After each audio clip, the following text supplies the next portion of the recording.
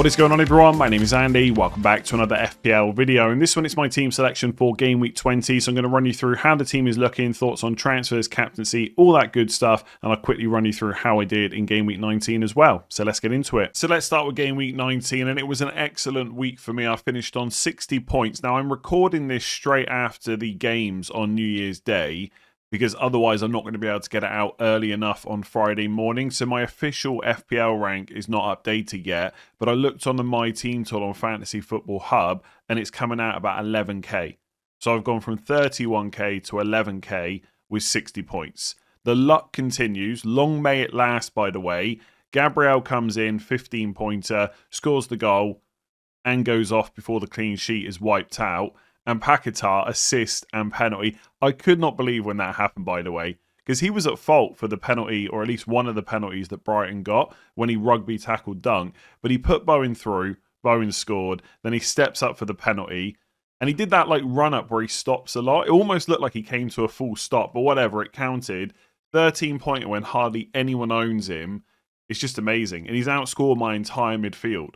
Foden 3, Cunha 2, Szoboszlai 3, Saka 6, but Paquetá there with a 13-pointer. So him and Gabriel were basically where most of my points came from. Most other players actually blanked. Like Van Dijk with a clean sheet, 6 points, no bonus, no DEFCON, was actually joint third in terms of highest scoring players this week. So Gabriel 15, Paquetá 13, then Van Dijk and Saka both with 6. Overall, just a really good week. I did use 3 free transfers. So I did Wirtz to Szoboszlai, which gave me the money to get Hall and Gabriel. But those moves worked out really nicely. Like Wirtz got subbed off before the 70th minute. Nketiah conceded. And Vandenberg was on the bench. So he was back in the squad for Brentford. But he got benched. We didn't even play. So I would have got Anderson off the bench for 3 points. Hall only outscored him by 1. But overall, just 3 pretty nice transfers that set me up quite nicely for future weeks. Disappointing elsewhere, obviously Cunha was such a good game against Wolves, but Man United was so bad. They are missing so many players, it's really showing. Like Fernandes is a big miss, Mount is a big miss, there's no Mbeumo, no Ahmad. It really showed in that game. So Cunha's a little bit of a worry. Thiago did what he tends to do, which is just blank. But given that Ekitike also blanked as well, I wasn't even that worried about it. Because obviously Thiago's a lot cheaper. So there was a few players in there obviously you wish for more from. Like I've just literally finished watching the Man City Sunderland game. Haaland did have a chance or two. There was one, I think, in the first half from a Foden pass that he probably should have scored from. But outside of that, Sunderland defended him in particular really well. I think over the course of the game, Sunderland actually conceded quite a lot of XG. I think it was over 2. But Haaland himself, like Mukiele was all over him the whole game. He defended him so well. Like I said, he barely had a chance. So it is what it is. Players are going to blank sometimes. I'm delighted. I was in the top 10k after the first set of games. There were just so many clean sheets on New Year's Day from like Sunderland. Obviously, a lot of people have got Alderete, Mukiele. Spurs kept a clean sheet as well. A few people with Kelleher, etc. So I couldn't quite keep that top 10k position. But I am absolutely delighted with where I am, and people will rightly point out there's luck involved. Of course there is. How do you think anyone ever gets to the top of FPL? You need a bit of luck, and that's what I'm having. So hopefully it continues. Let's see how I'm set up for Game Week 20. So the first half of the season is now out of the way, so we're into the second half, Game Weeks 20 to 38, which means we've all been given another set of chips. So another bench boost, another triple captain, another wild card, and another free hit. If your question to me at any point in the next couple of weeks is, when are you going to play them? I don't know, is the honest answer, because most of those chips will revolve around blanks and double game weeks, and until we've got information on how they're going to fall, I'm just not going to worry about it. The likely outcome is I will free hit in a blank, I will use my triple captain and a double, I will wildcard to set up for the double game weeks, and bench boost whenever, probably shortly after my wildcard. But right now, with the exact weeks they're going to get used, I don't know. In terms of Game Week 20, 1 free transfer, 0.1 million in the bank. Being on 1 free transfer is not a position I like to be in. So this week I would like to do everything I can to roll. I'm not sure whether that's going to be possible, especially with my attackers, but I'll come on to that in a second. Defensively, I'm okay as long as the players in my 11 all start. So Raya and Gabriel double up against Bournemouth away, Lewis Hall against Palace at home, and then Van Dijk against Fulham away. On the bench, it's Anderson against Liverpool at home and Senesi against Arsenal at home. So my backup defenders this week aren't great, but actually longer term, Anderson and Senesi are still okay value. Like once you start getting to kind of game weeks 24 onwards, they've got some okay fixtures. So I'm not worried about them just yet. Gabriel, look, I've got him now, so obviously I'm going to start him. I'm pretty confident he will start. There has to be some doubts there because he's not long back from injury. But I suspect he'll start, and the worst case scenario is he'll get subbed early. I just have to hope that it's after the 60th minute, and he's got another clean sheet locked in. So Gabriel is just obvious to play. Raya still going nowhere. I know there's always a lot of discourse around Raya, whether he's a good pick, whether he's too much money. I don't care. He's a goalkeeper. I don't want to be making goalkeeper transfers. He's part of a double up on an Arsenal defence, which is the best in the league. I know they haven't got a huge amount of clean sheets recently, but they will come. And if Arsenal were to get a double game week or something like that soon, I'm happy to have Raya because he'll play both games. We know there's been issues with some of the other defenders. So I might sell Raya at some point. I might wildcard without him, but he's not going for me right now. Lewis Hall in the first half kind of went down. There was an ankle problem there. Apparently he said after the game he was fine. So hopefully he's okay. He is one of those players that I'm constantly going to be worried about because he doesn't necessarily have a great track record when it comes to fitness. But as long as he's fine, I'm just going to keep playing him. Extremely attacking. Hopefully get some returns from him, goals or assist-wise soon. And potential for a clean sheet as well. Because Crystal Palace are constantly just rolling out the same team. But obviously that comes to hurt you eventually. So it's not a bad fixture for Newcastle, I would say. And then with Van Dijk, look, I'm keeping him. I've got Gabriel, so I don't need to do the Van Dijk to Gabriel move. And with one free transfer, there's not too much I can do anyway. But I could move to Tarkowski, who's got Brentford at home, Wolves at home next to, who I quite like. But it's not a massive upgrade. Not one that's worth using one free transfer. Like I'm much better off trying to roll. The way that I see the way I see Virgil van Dijk right now, he's no worse than most other defenders. If we forget about the price for a second, having Van Dijk instead of having a Sunderland defender or a Spurs defender or a Palace defender or whatever team it is just not that bad. Like Van Dijk versus Fulham away in isolation is okay. Has he been good value this season? No. But I can't go back and change the last 19 game weeks. So I'm just going to play him again and wait until he really needs to go. When do I really need the money? Or when do I just see another defender that's much better value? So take Chelsea, for example. Good fixtures in 22 onwards. Great fixtures 24 onwards. Let's see who comes in and manages them because Maresca's not there. If there's a nailed-on defender like Chalobah still, then I probably want him. Maybe it's for Van Dijk, maybe it's for Lewis Hall. I don't know the answer right now, but I'm not going to panic about Van Dijk. Like he's not having a huge detrimental effect on my team. He's just an okay defender that happens to have cost me too much money. But until there's a much better defender, or I need the money, he might as well just stay. And I know he's got Arsenal away in game week 21, but I'll probably bench him for Senesi, who's got Spurs at home. And then in game week 22, he's got Burnley at home, so I'll just play him and hope for a clean sheet like he did against Leeds, but this time maybe with a goal. In fact, I forgot to mention it on the review, but Van Dijk almost scored against Leeds. It was from a Szoboszlai corner. That would have been a huge swing of points. All of a sudden, the narrative around Van Dijk's a bit different. So I know he's not been a great pick, but I can't change that. I think he's fine to hold on to for a little while longer. He's certainly not such a bad pick that I need to use my one free transfer. And it's a similar story in midfield. I just don't feel like I've got enough problems to warrant using my one free transfer unless Paquetá is injured. But even in that case, I might be tempted to roll, but I'll talk about him in a second. With Saka, I think from people that don't own him, and maybe even people that do, he's seen as an option that's just not great value. And that might be the case, right? There probably are cheaper players that are outscoring him. But actually, if you look back to when I bought him in, he's been really good.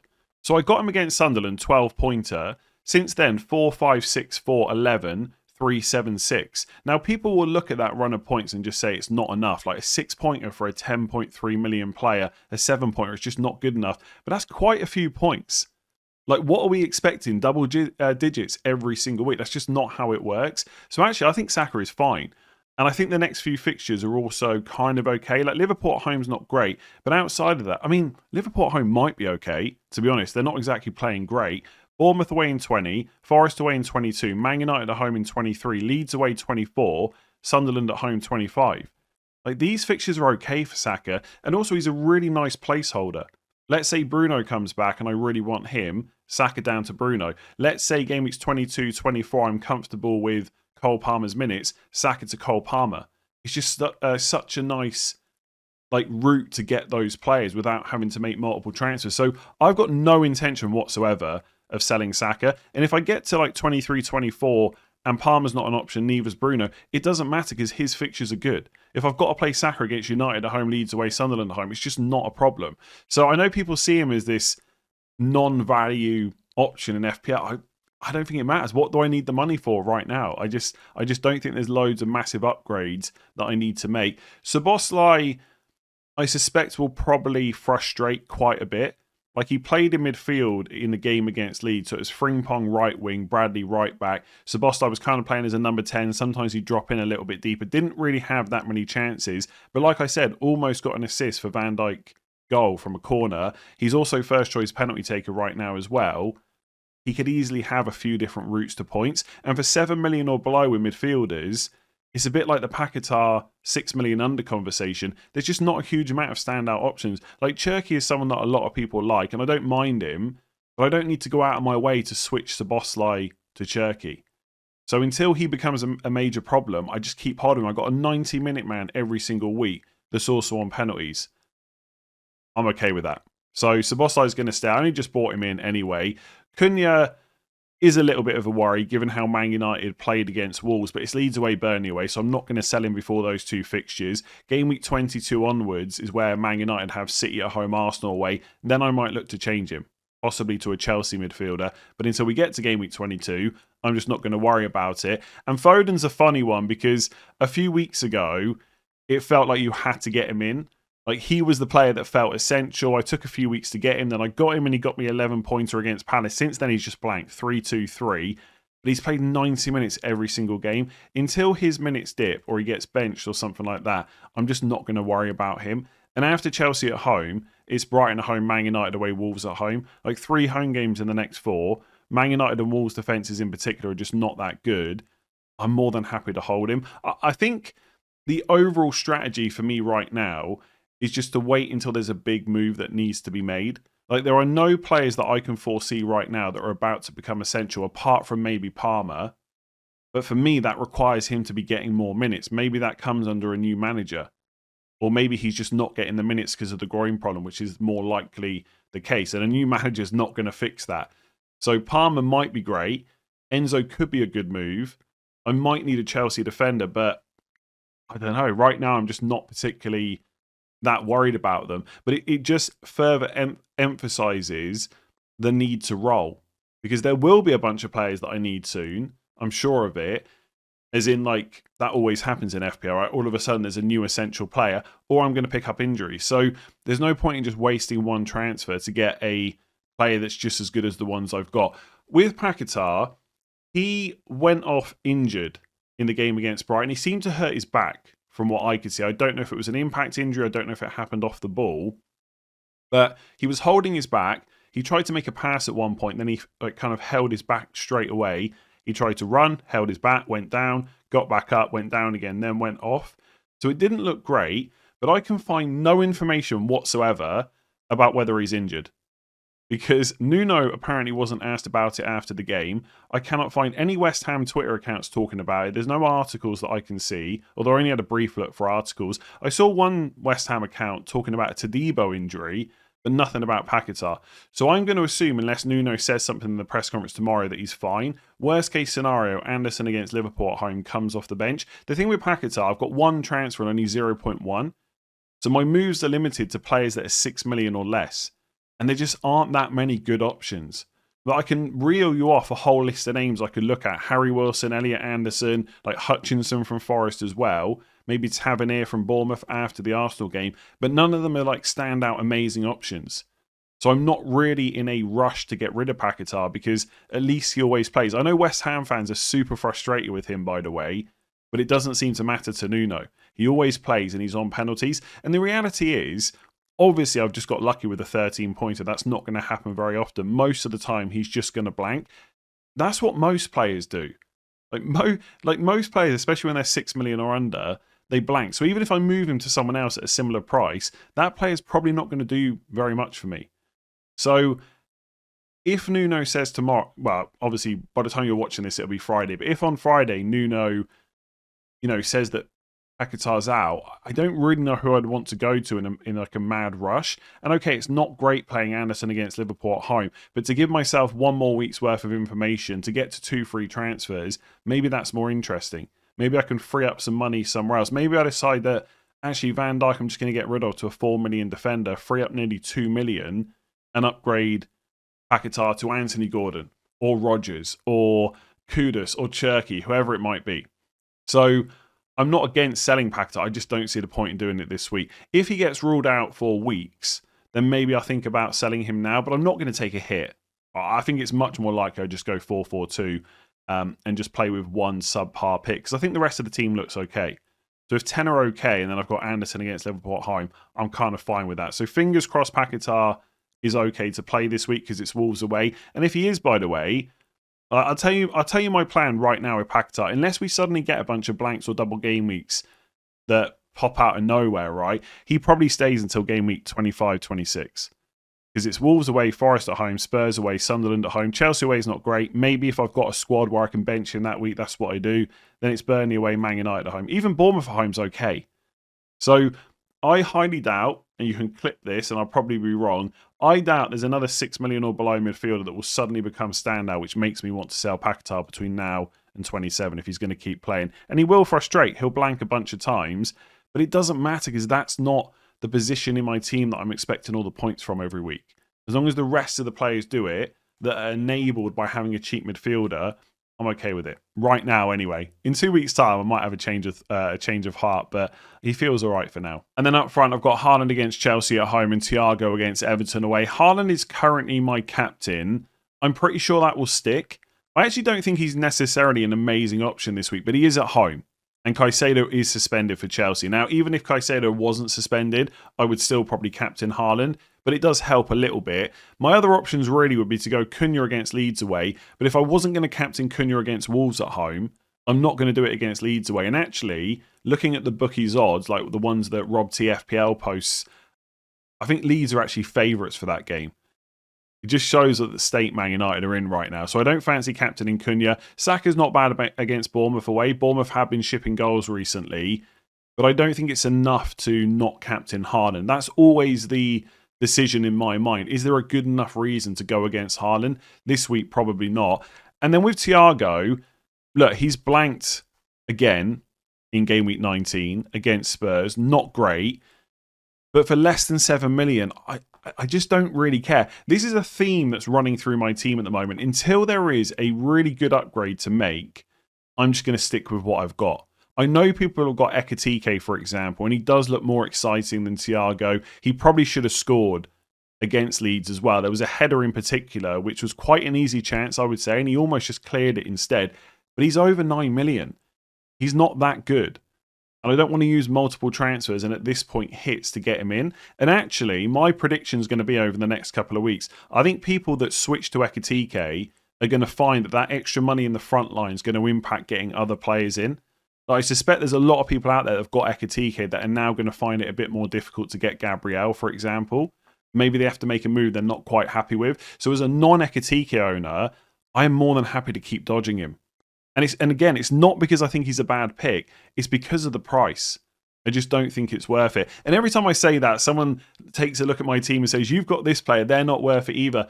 That might be the case, but it's not a point where I want to use lots of transfers to restructure. Because if something goes wrong with Ekitike, what am I going to change to? Probably back to Thiago or to like a Mateta or a Bowen. Forwards just don't interest me that much. And the one I've got, I mean, one thing to say with Thiago, he has just started on Thursday. I think that's the first time he's played midweek. He's played 90 minutes. Let's see if he actually plays against Everton and how much. But I think he will. He's 7 million. I bought him for 6.8. He's nailed on for 90 minutes basically every week. And he's on penalties. Like, what more do I want from someone that cost me 6.8? I'm okay with it. Yes, he's only got 1 assist since game week 13. It has been terrible. But I don't know. I just don't see a massive upgrade that's worth it. And like, even if I wanted to make it right now, it would cost me a hit. It's just, I mean, sometimes in FPL, it's just your decision's made for you. You've got one transfer. You can't do much with that, so you might as well just roll. I just don't see too many issues with this team. If they all start, which hopefully they will, it looks pretty good. And then I go into game week 21, and then I make some decisions. And that decision will probably be to roll again, because I really do think around game weeks 22, 24, especially for that Chelsea fixture swing, there's going to be stuff I want to do. And also, it's worth pointing out, I've got Gio on the bench. He's blocking another Chelsea player. So if I really want to go for a triple up, I need to start building up transfers to get rid of Gio. Will I do that? I don't know. I suspect probably not. I'm not convinced it'll be worth it, but I'll tackle that when it comes. So I think the team's looking okay. It's not the perfect team this week, but it's more than fine. We'll wait and see what the news is on Paquetá tomorrow, and I'll talk about that a bit more in final thoughts. If he's out for weeks, I might move him on, but I doubt it. I think I'll just play 4-4-2. If you've enjoyed that one, make sure to give it a like and hit that subscribe button. I'll be back later on today with final thoughts to answer all your questions, go through captaincy, talk about team news and all that good stuff. So look out for that later on. Deadline stream on Saturday. I'll catch you then.